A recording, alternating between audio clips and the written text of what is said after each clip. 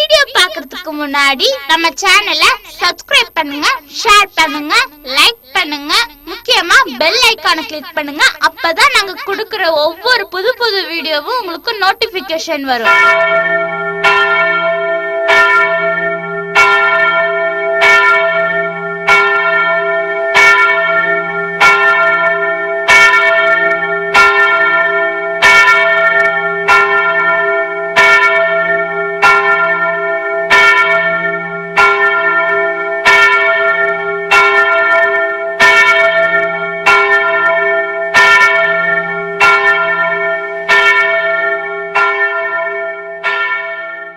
பிதா, குமாரன், பரிசுத்தாவின் நாமத்தினால உங்களை அன்போடு வாழ்த்துகிற இந்த பரிசுத்தமான ஆராதனைக்கு ஆரம்பமாக நாம் தலைகளை தாழ்த்தி கண்களை மூடி நம்மை ஆண்டவருடைய இன்ப சமூகத்துல நாம் அர்ப்பணிப்போம்.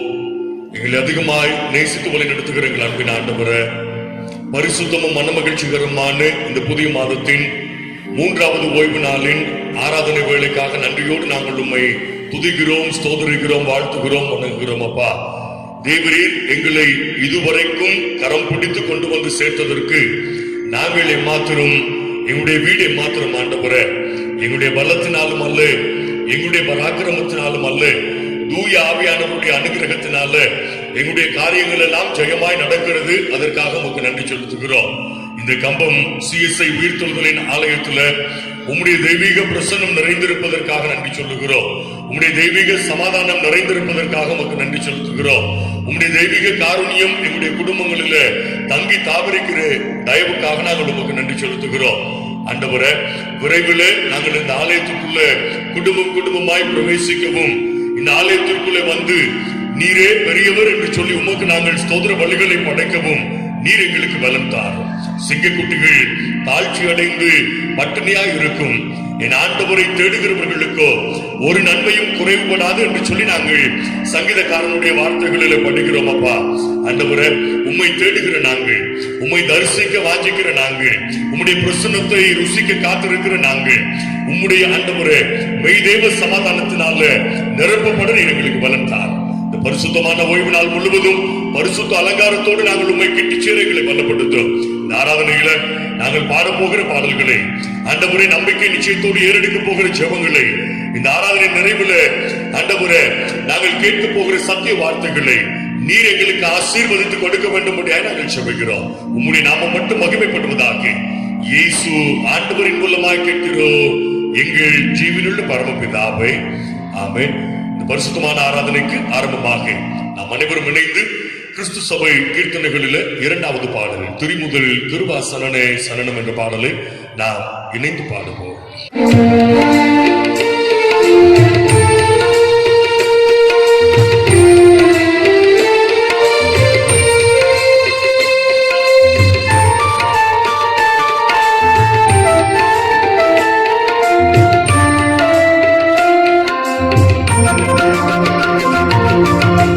திரிமுதல் கிருபாசனனே சரணம், திரிமுதல் கிருபாசனனே சரணம், ஜெகதல ரட்சக தேவா சரணம், ஜெகதல ரட்சக தேவா சரணம், தினம் அனுதினம் சரணம், கராட்சி தினம் அனுதினம் சரணம், சர்வேசா தினம் அனுதினம் சரணம், கராட்சி தினம் அனுதினம் சரணம், சர்வேசா.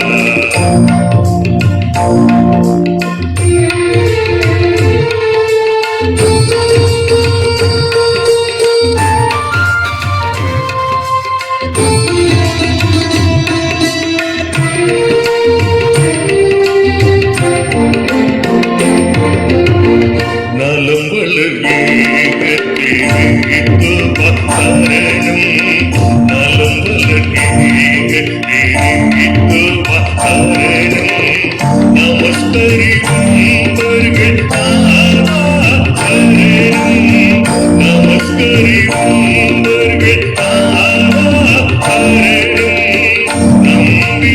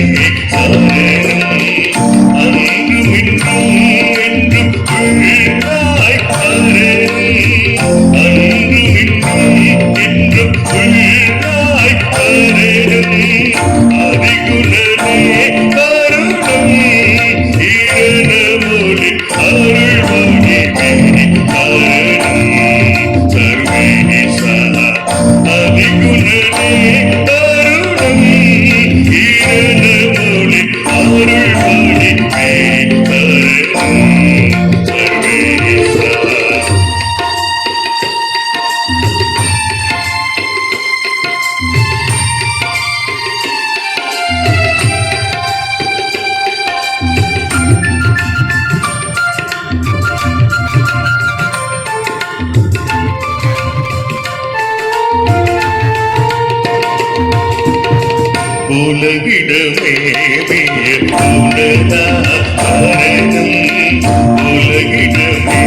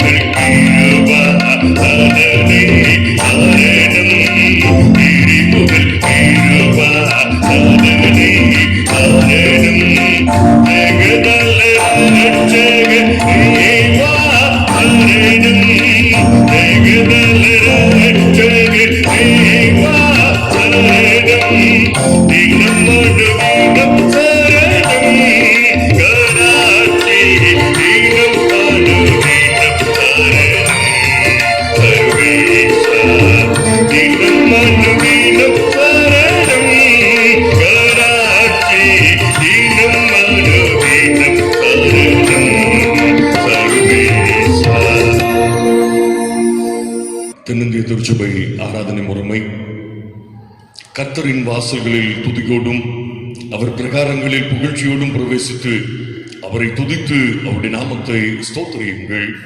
கர்த்தர் நல்லவர், அவருடைய கிருபை என்றென்றைக்கும், அவருடைய உண்மை தலைமுறை தலைமுறைக்கும் உள்ளது. நம்மை உண்டாக்கின கர்த்தருக்கு முன்பாக நாம் பணிந்து குனிந்து முழங்காற்படியிட கடவோம். வாருங்கள். அவர் நம்முடைய தேவன், நாம் அவர் மேய்ச்சலின் ஜனங்களும் அவர் கைக்குள்ளான ஆடுகளுமாமே. யார் கர்த்தருடைய பர்வத்தில் ஏறுவார்? யார் அவருடைய பரிசுத்த ஸ்தலத்தில் நுழைத்திருப்பார்? கைகளில் சுத்தமுள்ளவனும் இருதயத்தில் மாசில்லாதவனுமாயிருந்து தன் ஆத்மாவை மாயைக்கு ஒப்புக்கொடாமலும் கபடாய் ஆணையிடாமலும் இருக்கிறவன. கடவுளுக்கு விரோதமாக நாம் கலகம் பண்ணி அவர் தீர்க்க தரிசிகளாகிய தம்முடைய ஊழியக்காரரை கொண்டு நமக்கு முன்பாக வைத்து அவருடைய நியாய பிரமாணிகளின்படி நடக்கத்தக்கதாக நாம் அவருடைய வசனத்துக்கு செவிவிடாமற் போனோம். ஆனாலும் நம்முடைய ஆண்டவரிடத்தில் இரக்கங்களும் மன்னிப்புகளும் உண்டு.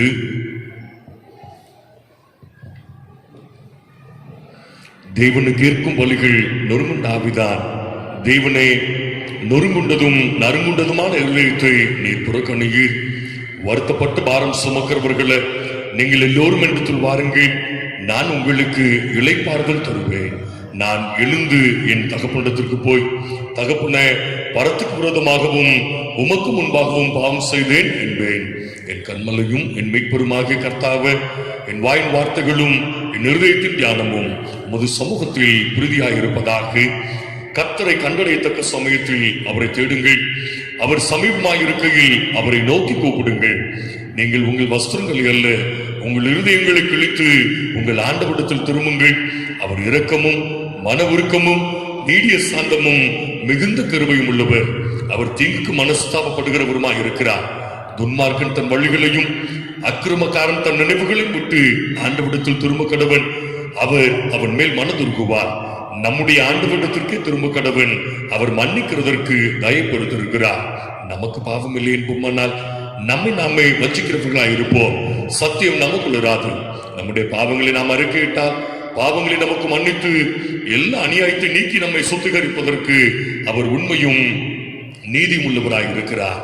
பிரியமான சகோதர சகோதரிகள, நம்முடைய பரமபிதாவாகிய சர்வ வல்லமுள்ள கடவுளின் அளவில்லாத தயவினாலும் இரக்கத்தினாலும் பாவ மன்னிப்பை பெறுவதற்காக நாம் செய்த பலவிதமான பாவங்களையும் அக்கிரமங்களையும் அவர் சன்னதியில் மாயமாய் மறைத்துக் கொள்ளாமல் பணிவும் தாழ்மையும் துக்கமும் கீழ்ப்படிதலும் உள்ள இதயத்தோடு அறிக்கையிட பற்பல திருமறை வாக்கியங்கள் நம்ம ஏவுகின்றன. நாம் எக்காலத்திலும் கடவுளுக்கு முன்பாக நம்முடைய பாவங்களை மனத்தாழ்மையாய் அறிக்கையிட வேண்டுவதும் அன்றி அவருடைய திருக்கரங்களிலிருந்து நாம் பெற்றுக்கொண்ட மேன்மையான உபகாரங்களுக்காக நன்றி செலுத்தவும், அவரை மிகவும் சிறப்பாய் புகழ்ந்து பிரஸ்தாபம் பண்ணவும், அவருடைய திருவசனத்தை கேட்கவும், நம்முடைய உடலாவிற்கு தேவையானவைகளுக்காக வேண்டிக் கொள்ளவும் நாம் கூடி வந்திருக்கிற தருணத்தில் பாவங்களை அறிக்கையிடுவது நமது விசேஷித்த கடமையா. ஆகையால் இங்கே இருக்கிற நாம் அனைவரும் சுத்த இருதயத்தோடும் தாழ்ந்த மனதோடும் பரம கிருபாசன தண்டையில் என்னுடனே கூட சேர்ந்து பொதுவான பாவறிக்கை சொல்ல உங்களை வேண்டிக் கொள்ளுகிறேன்.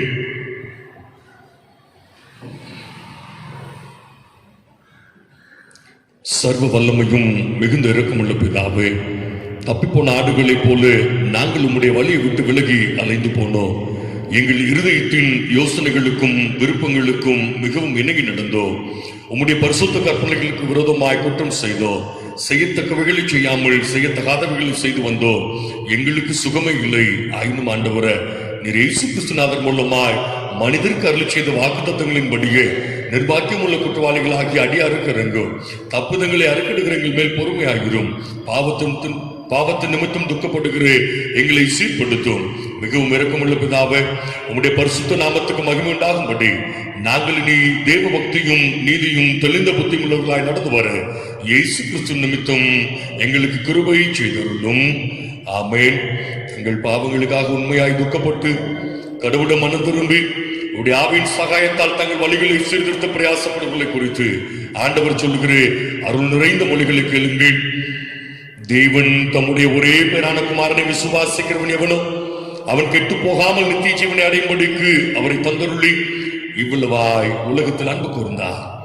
ஒருவன் பாவம் செய்வனால் நீதிபதியாயிருக்கிற இயேசு கிறிஸ்து நமக்காக பிதாவிடத்தில் பரிந்து பேசுகிறவராய் இருக்கிறார். நம்முடைய பாவங்களை நிவர்த்தி செய்கிற கிருபாதார பலி அவரே. நம்முடைய பாவங்களை மாத்திரமல்ல, சர்வலோகத்தின் பாவங்களை நிவர்த்தி செய்கிற கிருபையுள்ள ஜீவ பலியாக இருக்கிறார். சர்வ வல்லமையும் மிகுந்த இரக்கமுள்ள ஆண்டவர் மன்னிப்பையும் பாவ நிவர்த்தியையும் நமக்கு கட்டளையிட்டருளி வாழ்க்கையை சீர்படுத்துவதற்கான காலத்தையும் தமது பரிசுத்தாவின் கிருபையையும் தேர்ந்தெடுத்தலையும் தந்தருள்வாராக. ஆமென். வாசிக்கும்படியாக கொடுக்கப்பட்டிருக்கிற திருமுறை பாடம் தூய யோவான் எழுதின நற்செய்தி நூல் 4ஆம் அதிகாரம் வசனங்கள் 16 முதல் 26 வரை. தூய யோவான் எழுதின நற்செய்தி நூல் 4ஆம் அதிகாரம் வசனங்கள் 16 முதல் 26 வரை. இயேசு அவளை நோக்கி, நீ போய் உன் புருஷனை இங்கே அழைத்து கொண்டு வா என்றார். அதற்கு அந்த ஸ்திரீ, எனக்கு புருஷன் இல்லை என்றார். இயேசு அவளை நோக்கி, எனக்கு புருஷன் இல்லை என்று நீ சொன்னது சரிதான். எப்படியெனில் 5 புருஷர் உனக்கு இருந்தார்கள். இப்பொழுது உனக்கு இருக்கிறவன் உனக்கு புருஷன் அல்ல. இதை உள்ளபடி சொன்னாய் என்றார். அப்பொழுது அந்த ஸ்திரீ அவரை நோக்கி, ஆண்டவரே, நீ தீர்க்கதரிசி என்று காண்கிறேன். எங்கள் பிதாக்கள் இந்த மலையிலே தொழுது கொண்டு வந்தார்கள். நீங்கள் எருசலேமில் இருக்கிற ஸ்தலத்திலே தொழுது கொள்ள வேண்டும் என்கிறீர்களே என்றார். அதற்கு இயேசு, ஸ்திரீயே, நான் சொல்லுகிறதை நம்பு. நீங்கள் இந்த மலையிலும் எருசலேமிலும் மாத்திரமல்ல, எங்கும் பிதாவை தொழுது கொள்ளும் காலம் வருகிறது. நீங்கள் அறியாததை தொழுது கொள்கிறீர்கள், நாங்கள் அறிந்திருக்கிறதை தொழுது கொள்கிறோம். ஏனென்றால் ரட்சிப்பு யூதர்கள் வழியாய் வருகிறது. உண்மையாய் தொழுது கொள்கிறவர்கள் பிதாவை ஆவியோடும் உண்மையோடும் தொழுது கொள்ளும் காலம் வரும். அது இப்பொழுதே வந்திருக்கிறது. தம்மை தொழுது கொள்கிறவர்கள் இப்படிப்பட்டவர்களாய் இருக்கும்படி பிதாவானவர் விரும்புகிறார். தேவன் ஆவியாய் இருக்கிறார். அவரை தொழுது கொள்கிறவர்கள் ஆவியோடும் உண்மையோடும் அவரை தொழுது கொள்ள வேண்டும் என்றார். அந்த ஸ்திரீ அவரை நோக்கி, கிறிஸ்து எனப்படுகிற மேசியா வருகிறார் என்று அறிவேன். அவர் வரும்போது எல்லாவற்றையும் நமக்கு அறிவிப்பார் என்றார். அதற்கு இயேசு, உன்னுடனே பேசுகிற நானே அவர் என்றார் என்பதே. வாசிக்க முடியாது கொடுக்கப்பட்ட திருமறை பாடம் வாசித்தாயிற்று. கிறிஸ்துவே உமக்கே ஸ்தோத்திரம் உண்டாவதாக. நாம் அனைவரும் இணைந்து நம்முடைய விசுவாசத்தை அப்போஸ்தலர் விசுவாச பிரமாணத்தின் மூலமாக நாம் அறிக்கை செய்வோம். வானத்தையும் பூமியும் படைத்து சர்வ வல்லமையுள்ள பிதாவாகிய தேவனை விசுவாசிக்கிறேன். அவருடைய ஒரே குமாரனாகிய நம்முடைய நாதர் இயேசு கிறிஸ்துவை விசுவாசிக்கிறேன். அவர் பரிசுத்த ஆவியினாலே கன்னிமரித்து உட்பவித்து பிறந்தார். பொந்தி பிலாத்துவின் காலத்தில் பாடுபட்டு சிலுவையில் அறையுண்டு மரித்து அடக்கம் பண்ணப்பட்டு பாதாளத்தில் இறங்கினார். 3ஆம் நாள் மரித்தோடு எழுந்தருளினார். பின்னர் பரமண்டலத்துக்கு ஏறி சர்வ வல்லமையுள்ள பிதாவாகிய கடவுளின் வலது பார்சத்தில் விட்டிருக்கிறார். அவ்விடத்திலிருந்து உயிரோரை மரித்தோரையும் நியாயம் தீர்க்க வருவார். பரிசுத்த ஆவியும் விசுவாசிக்கிறேன். பொதுவாயிருக்கிற பரிசு சபையும் பரிசுத்தவான்களுடைய ஐக்கியமும் பாவ மன்னிப்பும் சரீர வீழ்த்துதலும் நித்திய ஜீவனும் உண்டு என்று விசுவாசிக்கிறேன். ஆமென்.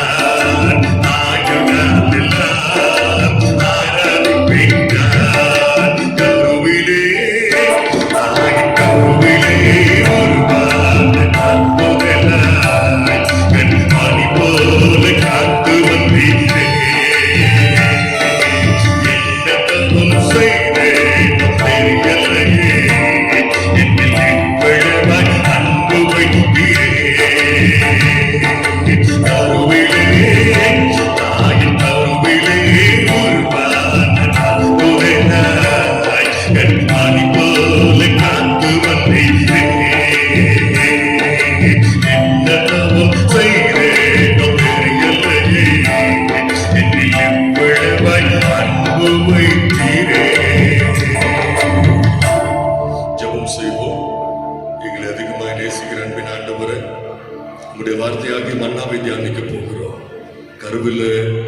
தாயின் கருவில நாங்கள் உற்பவிக்கும் முன்னே எங்களை பெயர் சொல்லி பிரித்தெடுத்து ஆண்டவரே எங்களை வடிவமைத்து எங்களை ஆளுகை செய்து எங்களை கரம் பிடித்து நடத்துகிற ஆண்டவர் நாமே தொடர்ந்து உடைய வார்த்தையாகிய மன்னாவின் மூலமா எங்களோடு கூட பேச வேண்டும். உங்களுடைய சமாதானத்தின் ஐஸ்வர்யங்களினால எங்களை தாங்கி உயர்த்தி ரட்சிக்க வேண்டும். இயேசு ஆண்டவரின் மூலமாய் கேட்கிறோம் எங்கள் ஜீவனுள்ள பரமபிதாவே. கிறிஸ்துவுக்குள் பிரியமானவர்களே, ஆண்டவர் இயேசு கிறிஸ்துவின் இனிய நாமத்தினால உங்களை அன்போடு வாழ்த்துகிறேன். சங்கீதம் 118:24 இது கர்த்தர் உண்டு பண்ணின நாள், இதிலே களி கூர்ந்து மகிழ கடவோம். அதே பாடலில தாவீது ராஜா குறிப்பிடுகிறார் 25ஆம் வசனத்துல, கர்த்தாவே எங்களை ரட்சியும், கர்த்தாவே காரியத்தை வாய்க்க பண்ணும். 27ஆம் வசனத்துல கர்த்தர் நம்மை பிரகாசிப்பிக்கிற தேவனாய் இருக்கிறார். அதனால்தான் தாவீது ராஜா சங்கீதம் 118:29 கர்த்தரை துதியுங்கள், அவர் நல்லவர், அவருடைய கிருபை என்றும் உள்ளது என்று குறிப்பிடுகிறார். இந்த கொடிய கொள்ளை நோயின் நாட்களில அவர் கிருபை நம்மை சூழ்ந்து காப்பதனால்தான் நாம் நிர்மூலமாகவில்லை. நம்முடைய சோதனைகளிலும் வேதனைகளிலும் நம்மை சுகமாய் தங்க பண்ணுகிறவர் நம்முடைய ஆண்டவர் ஒருவரே. ஜூன் மாதம் 3ஆம் ஓய்வு நாள் என்பது தந்தையர் தினமாக ஆசரிக்கப்படுகிறது. 1882ஆம் ஆண்டு அமெரிக்க தேசத்தின் ராணுவ வீரரான வில்லியம் ஜாக்சன் ஸ்மார்ட் எல்லன் தம்பதியருக்கு 5 பிள்ளைகள் இருந்தார்கள். 6வது பிரசவத்துக்காக மருத்துவமனைக்கு சென்று எல்லன் பிரசவத்தின் போது இறந்து போகிறார். குழந்தை பத்திரமாக காப்பாற்றப்பட்டது. அந்த நாள் தொடங்கி வில்லியம் ஜாக்சன் ஸ்மார்ட் மறுமணம் செய்யாமல் தன்னுடைய 6 பிள்ளைகளையும் தாயும் தகப்பனுமாக இருந்து வளர்க்கிறார். தந்தையின் இந்த அர்ப்பணிப்பு 6வது மகள் செனோராவை பெரிதும் கவர்ந்தது. 1909ஆம் ஆண்டு சர்வதேச அன்னையர் தினம் அறிவிக்கப்பட்டவுடனே தன் தந்தையின் தியாகம் அன்னையர்களின் தியாகத்திற்கு எவ்விதத்திலும் குறைந்ததில்லை என்று செனோரா வழக்கு தொடர்ந்தார். தன் தந்தையின் பிறந்த நாளை சர்வதேச தந்தையர் தினமாக கொண்டாட வேண்டும் என்று தேவாலயத்தில் பொருத்தனை செய்தார். அமெரிக்க தேசத்தின் அதிபராக இருந்த நிக்சன் அவர்கள் அந்த தந்தையின் தியாகத்தையும் இது போன்ற தந்தையர்களின் தியாகத்தையும் கௌரவிக்கும் வண்ணமாக ஜூன் மாதம் 3வது ஓய்வு நாளை சர்வதேச தந்தையர் தினமாக அறிவித்தார். அன்புக்குரியவர்களே, அம்மாவின் அன்பு தோசை மாதிரி, அப்பாவின் அன்பு தோசை கல் மாதிரி. தோசையின் ருசி தெரியும், தோசை கல்லின் தியாகம் தெரியாது. கவிஞன் இப்படியாக குறிப்பிடுகிறான், கடவுள் கொடுத்த வரம் கிடைக்கவில்லை எனக்கு, கடவுளே வரமாக கிடைத்தார் அப்பாவின் வடிவிலே என்று குறிப்பிடுகிறார். இல்லங்களில அப்பா பார்ப்பதற்கு சர்வாதிகாரி போலவே தெரிவார், காலம் கடந்த பின்பே ஒளிரும். சர்வ அதிகாரத்துக்கும் நம்மை பயிற்றுவித்தவர் நம்முடைய அப்பா என்று. தந்தையாகிய கடவுளின் அன்பும் மைந்தனாகிய இயேசு கிறிஸ்துவின் அருளும் தூய ஆவியரின் உறவும் நம் அனைவரோடும் நிலைத்திருப்பதாக. இன்றைய கொடிய நாட்களின் நிலைமையை கூர்ந்து கவனித்து பாருங்கள். திருமணம் என்றால் 50 பேர் மாத்திரமே, மரணம் என்றால் 20 பேர் மாத்திரமே. இந்த சிறு கூட்டமும் சமூக இடைவெளியோடு மட்டுமே கூட வேண்டும். மாவட்ட நிர்வாகத்தின் முன் அனுமதி பெற்றாக வேண்டும். ஒரு திருமண வீட்டார் அழைப்புதல் கொடுத்து வந்தனர். ஒரு வீட்டுக்கு கொடுக்கப்பட்ட அழைப்புதலில் RAC 1 என்று குறிப்பிட்டிருந்தது. எங்க இப்படி எழுதியிருக்கீங்க என்று அந்த வீட்டார் கேட்டவுடனே, அது ஒண்ணும் இல்லைங்க, அரசாங்கம் 50 பேரை மட்டுமே அனுமதித்திருக்கிறாங்க, ஏற்கனவே 50 பேர் கன்ஃபார்ம் பண்ணிட்டாங்க, நீங்க 51வது நபர், அதனாலதான் RAC 1ன்னு எழுதி இருக்கேன். கன்ஃபார்ம் பண்ணின 50 பேர்ல யாராவது ஒருத்தர் வரலைனாலும் உங்களுக்கு தகவல் சொல்றேன், நீங்க கட்டாயம் வந்துருங்க என்று சொல்லி குறிப்பிட்டாரா. தென்னிந்திய திருச்சபை இன்றைய நாளுக்கு கொடுத்திருக்கின்ற தியான தலைப்பு, கடவுளை நாம் எப்படி ஆராதனை செய்ய வேண்டும். ஆராதனை என்றால் என்ன? ஆராதனை, தொழுகை, வழிபாடு என்பது எல்லா மதத்தவர்களின் ஆன்மீக தேடல், கடவுளை தொடர்பு கொள்ளும் தொடர்பு சாதனம். ஆராதனை என்பது கடவுளின் மேல் கொண்ட நம்பிக்கையின் கொண்டாட்டம். திருமறையில ஆராதனையை குறித்து என்ன சொல்லப்பட்டிருக்கிறது? பழைய ஏற்பாட்டுல ஆதியாகமம் 22:5 ஆபிரகாம் தன் வேலைக்காரர்களிடம், நீங்கள் இங்கே இருங்கள், நானும் பிள்ளையாண்டானும் அவ்விடம் மட்டும் போய் தொழுது கொண்டு வருகிறோம் என்றார். தொழுகை என்ற எபிரேய பதத்துக்கு தாள பணிந்து வணங்குதல் என்று பொருள். புதிய ஏற்பாட்டுல யோவான் 4:23 பிதாவை ஆவியோடும் உண்மையோடும் தொழுது கொள்ளும் காலம் வரும், அது இப்பொழுதே வந்திருக்கிறது. இங்கே தொழுகை என்ற கிரேக்க பதத்துக்கு மரியாதை நிமித்தமாக கரத்தில் முத்தமிடுதல் என்று பொருள் கூறுகிறார்கள். இதைத்தான் தாவீது ராஜா சங்கீதம் 95:6 நம்மை உண்டாக்கின கர்த்தருக்கு முன்பாக நாம் பணிந்து குனிந்து முழங்கால் படியிட கடவோம் வாருங்கள் என்று குறிப்பிடுகிறார். ஒரு கவிஞன் படைத்தான் படைப்பெல்லாம் மனுவுக்காக, மனுவை படைத்தான் தன்னை வணங்க என்று குறிப்பிடுகிறார். அன்புக்குரியவர்களே, ஆராதனையும் ஆலயமும் மனித வாழ்வில் ஒன்றர கலந்திருக்கிறது. நம் முன்னோர்கள் சொல்வார்கள், கோயில் இல்லாத ஊரில் குடியிருக்க வேண்டாம். இந்த அனுபவம் மனித வாழ்வில் வெளிப்படும் போது நம்முடைய ஆராதனை கொண்டாட்டமாகிறது. இன்றைய தியானம் யாத்ராகமம் 7:16. வனாந்தரத்தில் எனக்கு ஆராதனை செய்ய என் ஜனங்களை அனுப்பிவிட வேண்டும். கடவுளின் மகிமை விளங்கும், கடவுளின் மனவாட்டியாகிய சபைகள் எல்லாம் பூட்டப்பட்டிருக்கும் இன்றைய நிலைமையில இந்த தலைப்பை நாம் ஜெபத்தோடும் நாம் பயபக்தியோடும் தியானிப்பது மிகுந்த பயனளிக்கக்கூடியதாக இருக்கும். ஆராதனையில பிரியப்படுகிற ஆண்டவர் தம்முடைய சொந்த ஜனங்கள் ஆராதிக்க முடியாதபடிக்கு எகிப்தில அடைபட்டிருந்த போது மோசே மூலமாக பார்வோனுக்கு சொல்லி அனுப்பிய வார்த்தை தான், ஆராதனை செய்ய என் ஜனங்களை அனுப்பு. யாத்ராகமம் என்பது இஸ்ரவேலரின் விடுதலை பயணத்தை குறிப்பிடுவது. எதற்காக விடுதலை தெரியுமா? கடவுளை ஆராதனை செய்வதற்காக விடுதலை. யாத்ராகமத்துல 7 முறை கடவுள் மீண்டும் மீண்டும் குறிப்பிடுகிறார், என் ஜனங்களை ஆராதனை செய்ய அனுப்பு. யாத்ராகமம் 10:11 பார்வோன் புருஷர்களை மட்டும் போக அனுப்புகிறேன் என்று சொன்னபோது ஆண்டவர் நோ, முடியாது, எல்லாரையும் அனுப்பிவிடு என்கிறார். எல்லாரும் இணைந்து ஆராதிக்க வேண்டும் என்று ஆண்டவர் தம் சொந்த மக்களை அழைத்து வருகிறார். எல்லாரும் இணைந்து ஆராதிப்பது என்பதே ஆண்டவரின் விருப்பம். ஆராதனை வளர ஆரம்பித்தது. எல்லா ஜனங்களும் ஆண்டவரை ஆராதிக்க ஆரம்பித்தார்கள். ஆராதனையிலும் ஆண்டவரிலும் விசுவாசம் வைத்தார்கள். திருமறையில நேபுகாத் நேச்சார் என்ற ராஜா ஷாத்ராக், மேஷாக், ஆபேத்நேகோ என்ற வாலிபர்களை தம் சிலையை ஆராதிக்க தவறினதற்காக தீச்சூளைக்குள் போடும்படி கட்டளை பிறப்பித்தார். அப்பொழுது அந்த 3 வாலிபர்களும் என்ன சொன்னார்கள் தெரியுமா?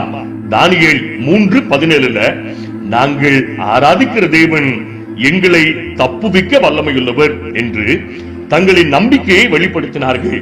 இத்தனை மகிமையாய் இருந்த ஆராதனை, நெருப்பை விட ஆராதனையை இந்த வாலிபர்கள் உயர்வாய் நினைத்தார்கள். கடவுள் ஒரு நாள் அதே ஜனங்களை பார்த்து என்ன சொன்னார் தெரியுமா? ஆமோஸ் 5:21-22 உங்கள் பண்டிகைகளை பகைத்து வெறுக்கிறேன், உங்கள் ஆசரிப்பு நாட்களில் எனக்கு பிரியமில்லை, உங்கள் தகன பலிகளையும் போஜன பலிகளையும் எனக்கு படைத்தாலும் நான் அங்கீகரிக்க மாட்டேன். ஏன் இத்தனை கோபம்? ஏன் இத்தனை வெறுப்பு? ஒரு காலகட்டத்தில் ஆராதனை செய்வதற்காக தம் மக்களை எகிப்திலிருந்து கூட்டிக் கொண்டு வந்த ஆண்டவர் இப்பொழுது ஆராதனையே வெறுக்கிறார். ஏன்? நம் முன்னோர்கள் எத்தனை அழகாக ஆராதனை செய்து வந்தார்கள். ஆனால் இன்று நம்முடைய நாட்களில் தான் முதன்முறையாக ஆலயங்கள் பூட்டப்பட்டு கிடக்கிறது. கடவுள் ஆராதனையை ஏன் வெறுத்து விட்டார்?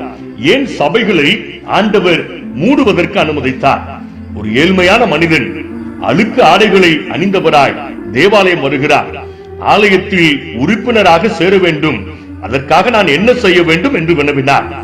அவரது புறத்தோற்றத்தையும் ஆடைகளையும் பார்த்து நிர்வாக குழுவினர் அவரை புறக்கணிக்க முடிவு செய்தனர்.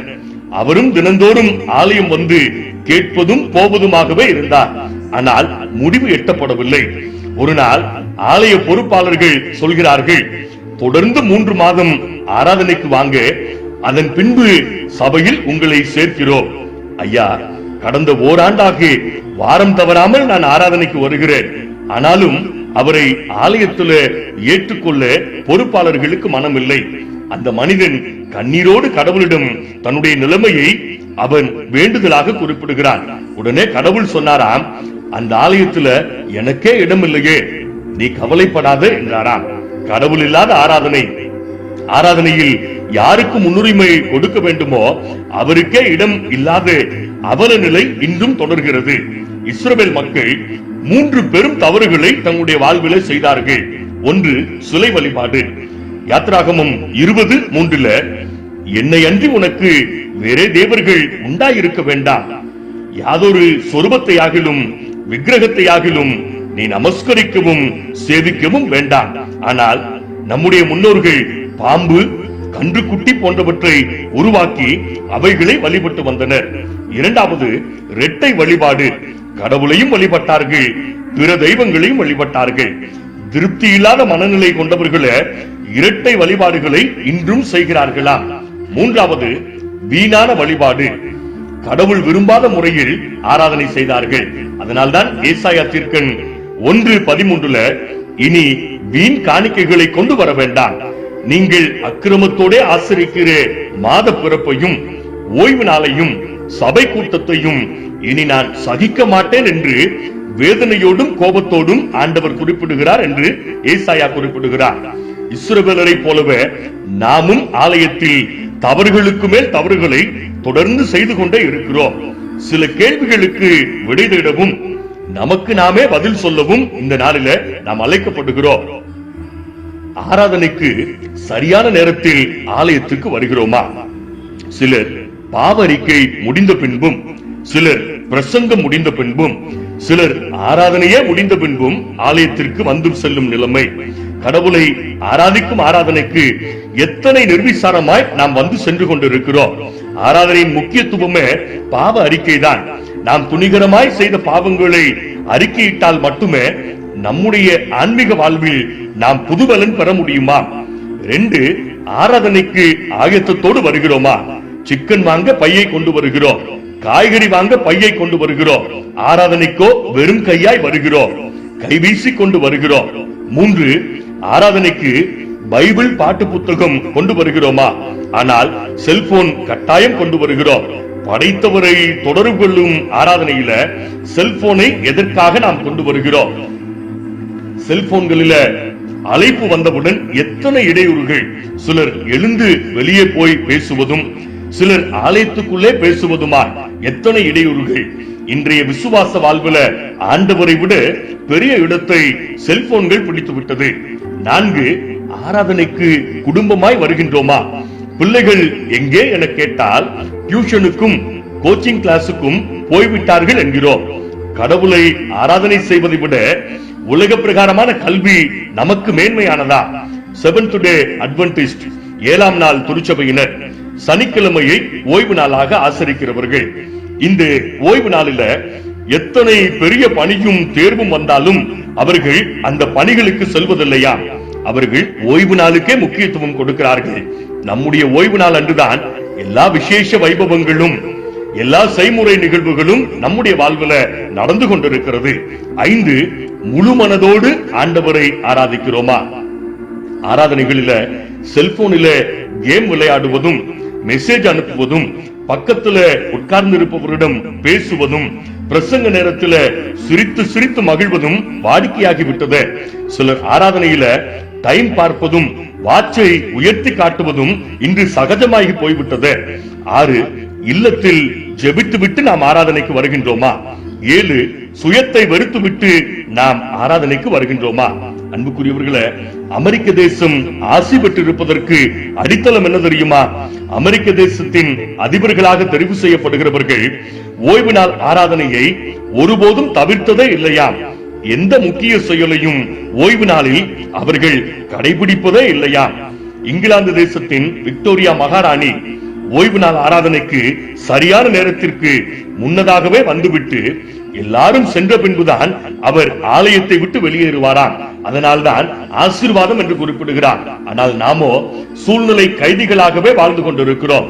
தொழில், வியாபாரம், வேலைகள், குடும்பம், நன்மை தீமைகள் ஆராதனைக்கு தடையாக இருப்பதாக சாக்கு போக்கு சொல்கிறோம். அப்போஸ்தலனாகிய பவுல் ரோமர் 12:1 சகோதர சகோதரிகளே, நீங்கள் உங்கள் சரீரங்களை பரிசுத்தமும் தேவனுக்கு பிரியமுமான ஜீவ பலியாக ஒப்புக் கொடுக்க வேண்டும் என்று தேவனுடைய இரக்கங்களை முன்னிட்டு உங்களை வேண்டிக் கொள்ளுகிறேன். இதுவே நீங்கள் செய்யத்தக்க புத்தியுள்ள ஆராதனை. இன்றைக்கு நாமோ ஏதோ கடனுக்காக ஆராதனைக்கு வந்து செல்கிறோம். நம் ஆண்டவரை நாம் எப்படி ஆராதனை செய்ய வேண்டும்? எபிரேயர் 12:28 பொது மொழிபெயர்ப்பு வேதாகமத்துல நன்றி உணர்வோடும் இறைப்பற்றோடும் அச்சத்தோடும் கடவுளுக்கு உகந்த முறையில் அவருக்கு வழிபாடு செய்ய வேண்டும். 3 காரியங்கள் இந்த வசனத்திலே சொல்லப்பட்டிருக்கிறது. அவைகளைத்தான் இந்த நாளில நாம் தியானிக்க இருக்கிறோம். முதல் காரியம், நன்றியோடு ஆராதனை செய்ய வேண்டும். முதல் அறைகூவல் எபிரேயர் 12:28 நன்றி உணர்வோடும். ஒரு கவிஞன் குறிப்பிடுகிறான், வாயார நன்றி சொல்லும் போது வானுயர வளர்கிறோம், உளமாற நன்றி சொல்லும் போது உள்ளார நிறைகின்றோம், உவந்து நன்றி சொல்லும் போது உயர்ந்து நிற்கிறோம். ஆதியாகமத்துல ஆண்டவர் யாக்கோபை நோக்கி, நீ பெத்தேலுக்கு போய் உன் சகோதரனுக்கு விலகி இரு, அங்கே எனக்கு ஒரு பலிபீடத்தை கட்டு என்றார். கடவுள் தனக்கு செய்த நன்மைகளை யாக்கோபு நன்றியோடு நினைவு கூர்ந்தார். ஆதியாகமம் 35:3 எனக்கு ஆபத்து நேரிட்ட நாளில என் விண்ணப்பத்துக்கு உத்தரவு அருளி செய்து நான் நடந்த வழியில என்னோட கூட இருந்த தேவனுக்கு நன்றி செலுத்தும் வண்ணமாய் பலிபீடத்தை யாக்கோபு கட்டினார். யாக்கோபு நன்றியோடு ஆராதனை செய்ததனுடைய பலன் என்ன தெரியுமா? ஆதியாகமம் 35:5 அவன் சென்ற இடமெல்லாம் ஆண்டவர் அவனுக்கு பாதுகாப்பு அருளினார் என்று சொல்லி வேதத்திலே பார்க்கிறோம். எதற்காக நன்றி சொல்ல வேண்டும்? பெற்று அனுபவித்த நன்மைகளுக்காகவும் நம்முடைய ஆயுள் நாட்களை ஸ்திரப்படுத்தும் கிருபைகளுக்காகவும் நாம் நன்றி சொல்ல வேண்டும். ஏன் நன்றி சொல்ல வேண்டும்? 10 தொழுநோயாளர்கள் ஆண்டவர் இயேசு கிறிஸ்துவிடம் விடுதலை வேண்டி வந்த போதும் ஒருவன் மட்டுமே நன்றி சொல்ல திரும்பி வந்தான். ஆண்டவர் இயேசு சொன்னார், சுகம் பெற்றவர்கள் 10 பேர் அல்லவா? அப்படின்னா நம்முடைய ஆண்டவர் நன்றியை எதிர்பார்க்கின்றார். அனுபவத்தின் மூலமாக தாவீது ராஜா சங்கீதம் 103 குறிப்பிடுகிறார், என் ஆத்துமாவே கர்த்தரை ஸ்தோத்திரி, என் முழு உள்ளமே அவருடைய பரிசுத்த நாமத்தை ஸ்தோத்திரி, என் ஆத்துமாவே கர்த்தரை ஸ்தோத்திரி, அவர் செய்த சகல உபகாரங்களையும் மறவாதே.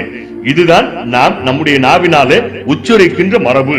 ஆனால் இந்த வார்த்தைகளுக்கு பின்பு ஒரு பெரிய பட்டியலையே நன்றிக்கு அடையாளமாக தாவீது குறிப்பிடுகிறார்.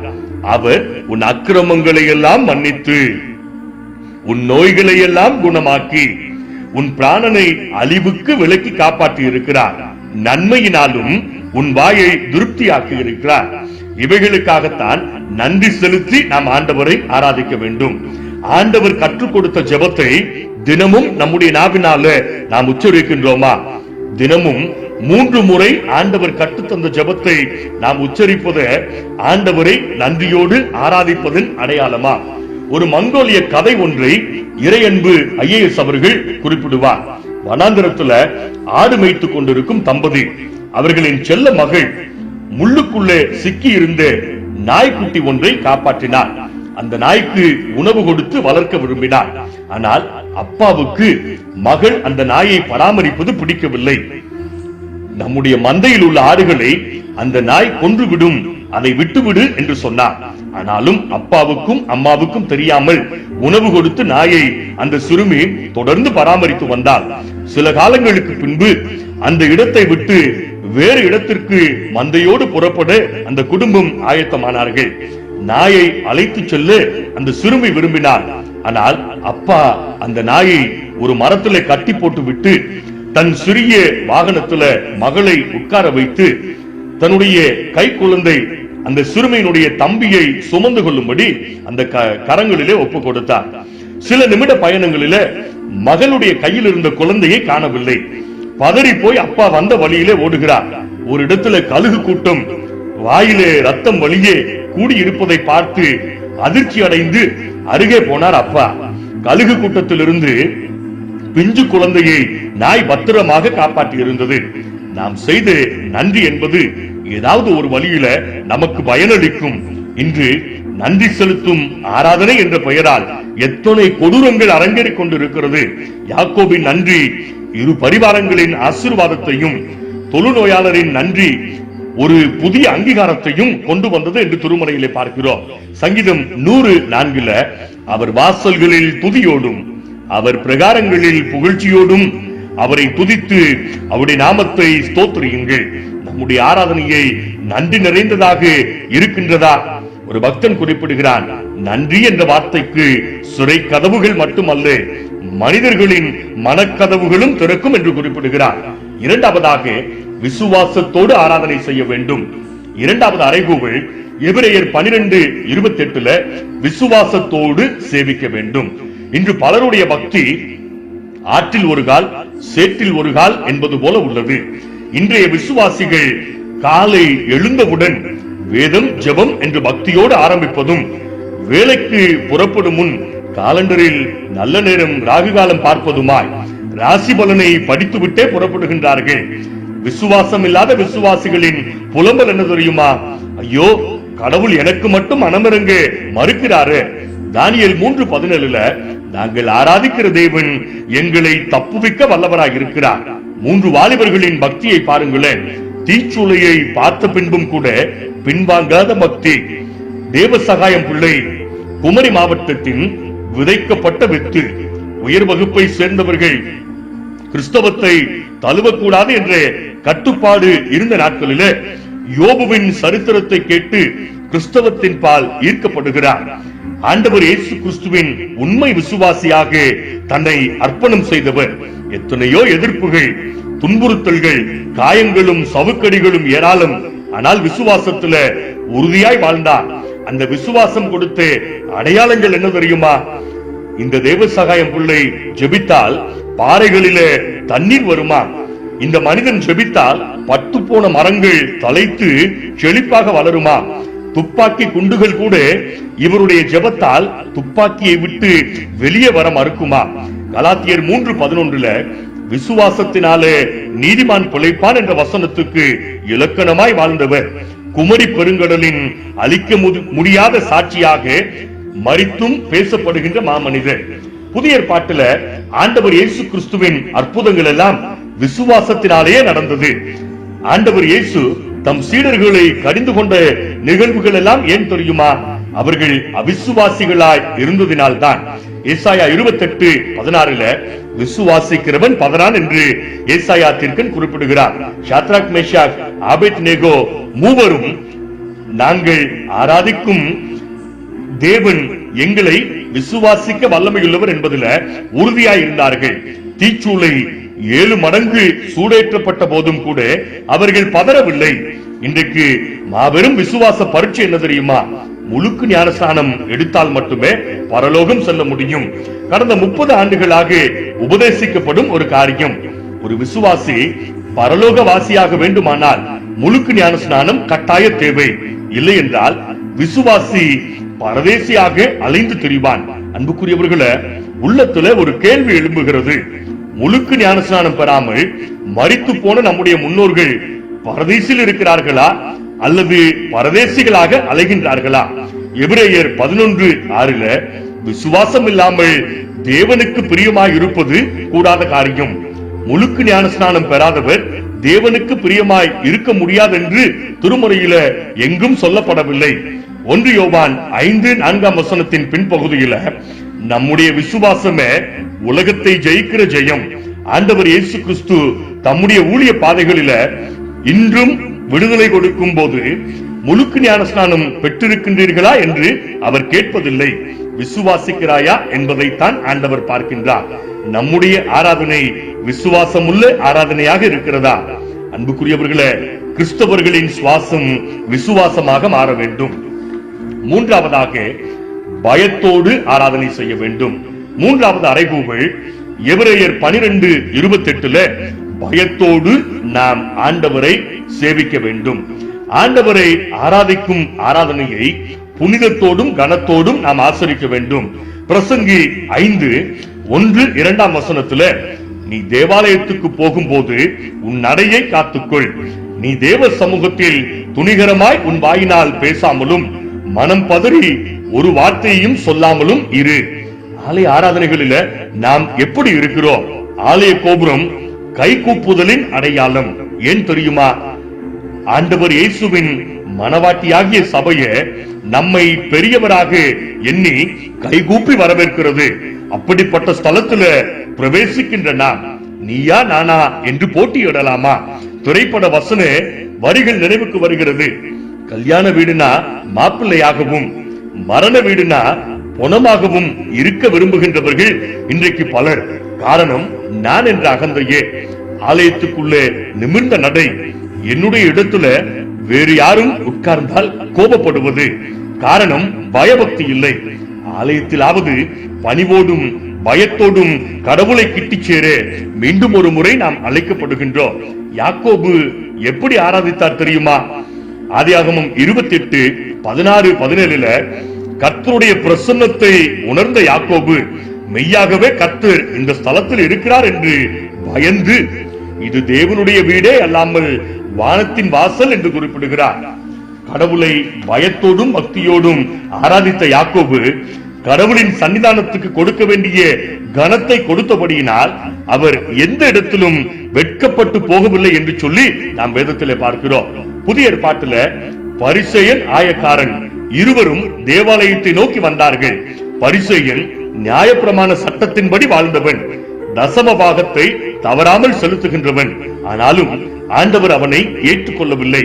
ஆயக்காரனோ பாவியாகி என்மேல் கிருபையாய் இரும் என்று ஒற்றை வார்த்தையை சொல்லி ஜெபித்ததினால அவன் அங்கீகரிக்கப்பட்டான் என்று சொல்லி திருமறையிலே பார்க்கிறோம். கடவுளின் பாதத்துல வந்து அமர்ந்திருக்கும் போதெல்லாம் ஆண்டவரே பாவியாகி என்மேல் கிருபையாய் இரும் என்று சொல்லி நாம் ஜெபிக்க தவற வேண்டாம். 1 சாமுவேல் 2:30 என்னை கனம் பண்ணுகிறவர்களை நானும் கனம் பண்ணுவேன் என்று ஆண்டவர் குறிப்பிடுகிறார். நம்முடைய ஆராதனை பயத்தோடு பக்தியோடு நடைபெறுகிறதா? நிறைவாக ஆண்டவர் எகிப்தின் அடிமைத்தனத்திலிருந்து நம்முடைய முன்னோர்களை விடுவித்து அழைத்து வந்ததன் நோக்கமே நன்றியோடு அவருக்கு ஆராதனை செய்வதற்காக, விசுவாசத்தோடு அவருக்கு ஆராதனை செய்வதற்காக, பயத்தோடு அவருக்கு ஆராதனை செய்வதற்காக என்பதை நினைவில் கொள்ள நாம் அழைக்கப்படுகிறோம். எபிரேயர் 12:28 கடைசி வரியில ஆண்டவருக்கு உகந்த முறையில் ஆராதனை செய்ய நம்மை அர்ப்பணிக்க நாம் அழைக்கப்படுகிறோம். ஆதியாகமம் 4ஆம் அதிகாரம் 3 முதல் 7 வரை உள்ள வசனங்களில கடவுளுக்கு ஆராதனை செய்ய இருவர் வந்தார்கள். ஒருவர் காயின், மற்றொருவர் ஆபேல். காயின் அவனுக்கு பிடித்தமான முறையில ஆண்டவரை ஆராதனை செய்தான். ஆபேலோ கடவுளுக்கு பிரியமான முறையில் ஆராதனை செய்தான். ஆண்டவர் காயினை நிராகரித்தார், ஆபேலை ஏற்றுக்கொண்டார். நம்முடைய ஆராதனை ஆண்டவர் விரும்புகின்ற ஆராதனையாக இருக்கிறதா? கடவுள் விரும்பும் ஆராதனையை நாம் ஆசரிக்க தீர்மானித்தால் 1 சாமுவேல் 7:3 பெலிஸ்தியர் கைக்கு நம்மை நீங்களாக்கி விடுவிக்கவும், நியாயாதிபதிகள் 10:16 கடவுள் நம்மேல் மனதுருகவும், அப்போஸ்தலர் 13:2 நம்மை பிரித்தெடுத்து வழிநடத்தவும் ஆண்டவர் ஆயத்தமாக இருக்கிறார். ஆண்டவரை ஆராதிப்பதற்காக பெயர் சொல்லி அழைக்கப்பட்ட நாம் ஆண்டவர் விரும்பும் முறையில ஆராதனை செய்வோம். சங்கீதம் 122:1 கர்த்தருடைய ஆலயத்துக்கு போவோம் வாருங்கள் என்று அவர்கள் சொன்னபோது மகிழ்ச்சியா இருந்தேன். மகிழ்ச்சியோடு மீண்டும் ஆண்டவருடைய ஆலயத்திற்குள்ளே பிரவேசிக்கக்கூடிய வாய்ப்பை பெறுவதற்காக ஆவியோடும் உண்மையோடும் காத்திருப்போம். கர்த்தர் பெரிய காரியங்களை செய்வார். ஆண்டவர் தாமே இந்த திருவார்த்தைகளை ஆசீர்வதிப்பாராக. ஆமென். ஜெபம் செய்வோம். மகா கிருபையும் இரக்கம் நிறைந்த எங்கள் அன்பின் ஆண்டவரே, பரிசுத்தமான இந்த ஓய்வு நாளில் உம்முடைய வார்த்தைகளை கேட்கும்படியான வாய்ப்பை நீர் எங்களுக்கு கொடுத்ததற்காக உமக்கு நாங்கள் நன்றி செலுத்துகிறோம். தாவீதின் குமாரன அற்பரும் நேசரும் பாவிகளுமாக எங்களுடைய வாழ்வுல நீர் பாராட்டுகிற எல்லா விதமான நன்மைகளுக்காக உமக்கு நன்றி செலுத்துகிறோம். வானத்துக்கும் பூமிக்கும் சகல அதிகாரம் படைத்த தேவன் எங்களை உம்முடைய வல்ல கரத்தினாலே தூக்கி சுமக்கிறீர். எங்களை உம்முடைய மார்போடு அணைத்துக் கொள்ளுகிறீர். எங்களுடைய உள்ளத்தின் விசாரங்கள் பெருகும் பொழுதெல்லாம் உம்முடைய ஆறுதல்களினாலே நீர் எங்களை தேற்றி ரட்சிக்கிறீர். அதற்காக நாங்கள் உமக்கு நன்றி செலுத்துகிறோம். தாவீதின் குமாரனே, இந்த பரிசுத்தமான ஆராதனையில நீர் எங்களுக்கு கொடுத்த சத்திய வாக்குத்தத்தங்களின்படி நாங்கள் உமக்கு உகந்த வாசனையாய் ஜீவிக்க எங்களுக்கு பலன் தார். விசேஷித்த விதமாக கம்பம் குருசேகரத்துக்காக செபிக்கிறோம். கம்பம் குருசேகரத்தில் 9 சபைகளையும் கருத்தில் ஒப்புக் கொடுக்கிறோம். ஆண்டவரே, 9 சபைகளிலும் பலதரப்பட்ட கூலி வேலைகளுக்கு செல்லுகிற உள்ளங்களையும் கருத்தில் ஒப்புக் கொடுக்கிறோம். ஆண்டவரே, ஒவ்வொரு நாளும் பிள்ளைகளுடைய போகையிலே வருகையிலும் பாதுகாவல் கூட இருப்பதாக, பிள்ளைகளுடைய தேவைகள் எல்லாம் சந்திக்கப்படுவதற்கு ஏதுவார். ஆண்டவரே, உடைய மன விருப்பங்களை எல்லாமே ஆண்டவர் ஜெயமாய் வாய்க்க பண்ண வேண்டும்படியார். கடின பாடுகளுக்கு மத்தியிலே கிடைக்கிற ஆண்டவரே வருமானம் நிறைவை இல்லங்களிலே உள்ளங்களிலே தரக்கூடியதாக இருக்க கிருபை தாரும். அரசு துறைகளிலே தனியார் துறைகளிலே பணி செய்கிற பிள்ளைகளுக்காக செபிக்கிறோம். ஆண்டவரே சுவாமி, இன்னும் ஆண்டவரே பணி மாற்றங்களை வாஞ்சிக்கிற பிள்ளைகளுக்காக செபிக்கிறோம். ஆண்டவரை வேலை வாய்ப்பை எதிர்நோக்கி கொண்டிருக்கிற பிள்ளைகளுக்காக செபிக்கிறோம். நீர் ஒரு வார்த்தை சொன்னால் போதும் அப்பா, நிச்சயமாக எங்களுடைய எதிர்பார்ப்புகள் எல்லாம் நன்மையாய் முடியும் என்று சொல்லி நாங்கள் நம்புகிறோம். பெருக்கமுள்ள சமாதானத்தை, பெருக்கமுள்ள ஆசீர்வாதத்தை எங்களுடைய குருசேகரம் முழுவதும் கர்த்தர் ஊற்ற வேண்டும் என்று நாங்கள் செபிக்கிறோம். ஆண்டவரே, லோயர் கேம்ப் ஆலய கட்டுமான பணிகள் தேவனுடைய நாம மகிமைக்கென்று விரைவில் ஆரம்பித்து முடிக்கப்பட்ட கர்த்தர் கிருபை தாரும்.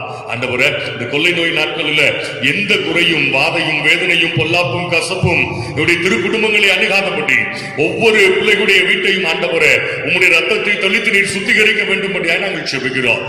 திருச்சபையில் இருக்கிற ஆண்டவரே கண்மணி பிள்ளைகளை, வாலிபர்களை, தாய்மார்களை, பெரியவர்களை, ஆண்டவரே பல துறைகளிலே பணி செய்து பணி ஓய்வு பெற்றிருக்கிற பெரியவர்களை, 60 வயது கடந்து 70 வயதை கடந்து ஆண்டவரே 80 வயதை கடந்து 90 வயதை கடந்து பெரியவர்கள் ஒவ்வொருவருடைய சிரசின் மேலும் உம்முடைய வல்லமை ஆண்டவரே 30, 60, 100 ஊட்டப்பட வேண்டும் என்று நாங்கள் செபிக்கிறோம். விசேஷித்த விதமாக ஆண்டவரே வெளியூர்களிலும் வெளி மாவட்டங்களிலும் வெளி மாநிலங்களிலும் வெளிநாடுகளிலும் இருக்கிற எங்களுடைய திரு குடும்பத்தார் உம்முடைய பாதுகாவலை, உம்முடைய அபிஷேகத்தின் ஆண்டவரே வல்லமையை ஒவ்வொரு நாளும் பெற்று அனுபவிக்க கருவினார். இந்த கொரோனா கொள்ளை நோய் நிமித்தமாக நாங்கள் குடும்பங்களிலே இணைந்து தொடர்ந்து எங்களுடைய குடும்ப ஜெபங்களை ஆண்டவரே உம்மை நம்பி ஏறெடுக்க நீர் எங்களுக்கு பலன் தாரும். விரைவில் இந்த ஆலயத்துக்குள்ளே வரும்படியான ஒரு வாய்ப்பை நீர் மீண்டும் எங்களுக்கு தாரும். உம்முடைய நாமம் மட்டும் மகிமைப்படட்டும். இயேசு ஆண்டவரின் மூலமாய் கேட்கிறோம் எங்கள் ஜீவனுள்ள பரமபிதாவே, ஆமென். சேர்ந்து ஜெபிப்போம். பரமண்டலங்களில் எங்கள் பிதாவே, நாம் பரிசுத்தப்படுவதாக, ராஜ்யம் வருவதாக, பரமண்டலத்திலே செய்வது போல பூமியிலும் செய்யப்படுவதாக. உள்ள ஆகாரத்தை எங்களுக்கு தாரும். எங்களுக்கு விரோதமாய் குற்றம் செய்கிறவர்களுக்கு நாங்கள் மன்னிக்கிறது போல எங்கள் குற்றங்களை எங்களுக்கு மன்னிக்கும். எங்களை சோதனைக்கு பிரவேசிக்க பண்ணாமல் தேர்ந்தெடுத்துக் கொள்ளும். ராஜ்யமும் வல்லமையும் மகிமையும் என்றைக்கும் உம்முடையவைகளே, ஆமென். தேவனுடைய இரக்கமுள்ள கிருபைக்கும் தயவுள்ள பராமரிப்புக்கும் நம்மையும் நம்முடைய கம்பம் குருசேகரத்தையும் உயிர்த்தெழுதலின் ஐக்கியத்தையும் ஒப்புக் கொண்டிருக்கிறோம். நம்முடைய ஆண்டவர் இயேசு கிறிஸ்துவினுடைய கிருபையும் பிதாவாகிய தேவனுடைய அன்பும் தூய ஆவியானவருடைய வழிநடத்துதலும் பாதுகாவலும் பராமரிப்பும் நம் ஒவ்வொருவரோடும் கூட இன்றும் என்றும் சதா காலங்களிலும் நிலைத்திருப்பதாக. ஆமென். நிறைவு பாடலாக தந்தானை துதிப்போமே திருச்சபையோரு கவி பாடி பாடி தந்தானை துதிப்போமே என்ற பாடலை நாம் அனைவரும் இணைந்து பாடுவோம்.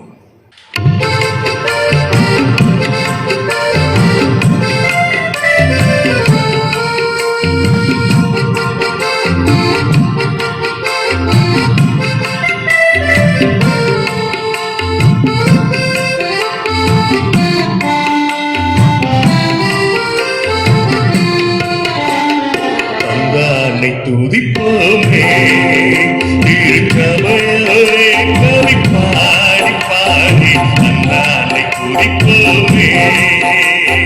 விண்ணையாய் நமக்கு நன்மைவில்லை கரியதோ நன்மை மிக மிக விண்ணையாய் நமக்கு நன்மைவில்லை கரியதோ நன்மை மிக மிக தந்தானை துதிப்போமே.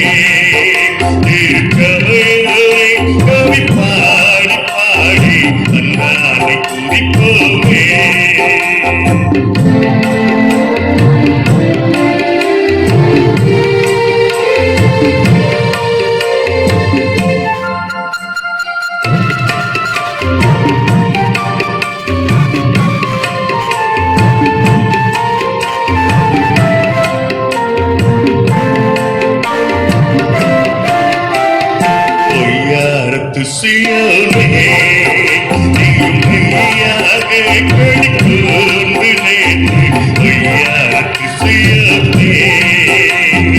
ஐயத்தை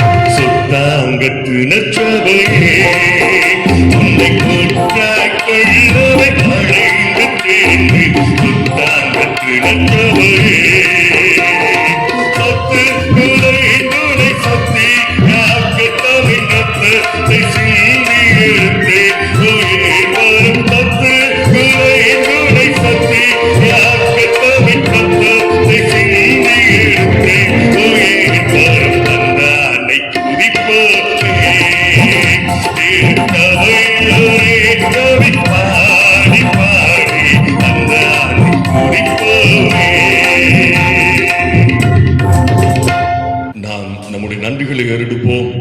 என் ஆத்துமாவே கர்த்தரை ஸ்தோத்திரி, என் முழுவலுமே அவருடைய பரிசுத்த நாமத்தை ஸ்தோத்திரி.